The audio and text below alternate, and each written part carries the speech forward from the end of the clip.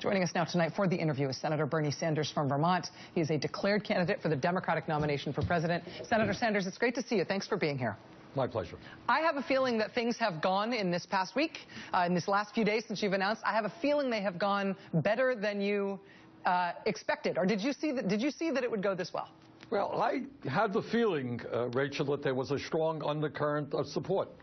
And when we announced on Thursday, we sent out an email on our website, berniesanders.com.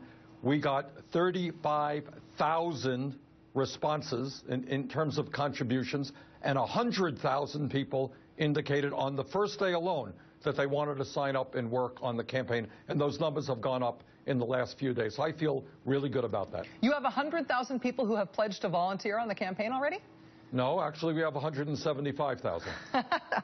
What's your plan for how to put all those people to work? That sounds like you're going to be the head of a pretty big organization. That's exactly what we are struggling with right now. But I think the main thing, Rachel, is I think we have a message that is resonating all across this country. And that is the level of income and wealth inequality in this country is grotesque. 99% of all new income goes to the top 1%. The top 1/10 of 1% owns almost as much wealth as the bottom 90%. And meanwhile, the middle class of this country continues to disappear. I think people want a candidate who is prepared to take on the billionaire class and say, you know what, this country belongs to all of us and not to a handful of billionaire families.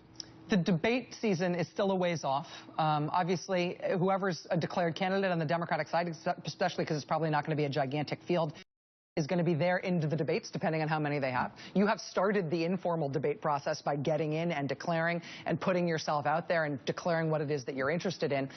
Are there specific policies that are under consideration federally right now that you think Secretary Clinton ought to be talking about in order to address those kind of concerns? Are there specific things you'd like her to either commit to or to commit to being against that would make you feel better about her candidacy? Well, it's not a question of feeling better about her candidacy, but there are huge issues facing this country.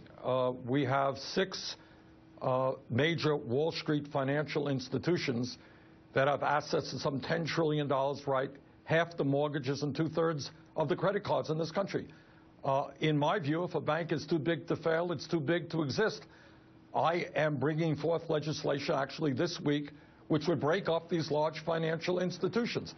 And that will be a very good thing for our economy.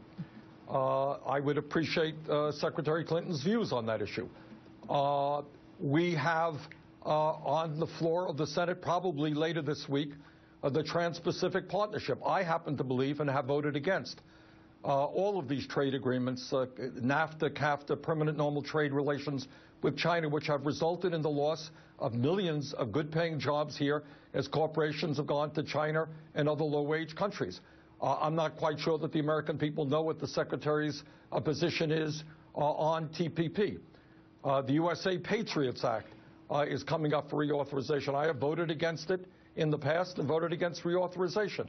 Obviously, we have to be strong in protecting our people from terrorism, but I don't think we have to undermine the Constitution and deny our people basic constitutional rights.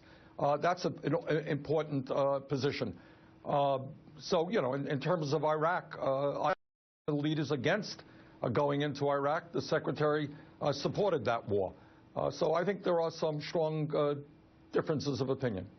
Senator Bernie Sanders, independent of Vermont, declared candidate for the Democratic nomination for president. Senator, it's always great to have you here. Thanks for being with us. Thank you, Rachel.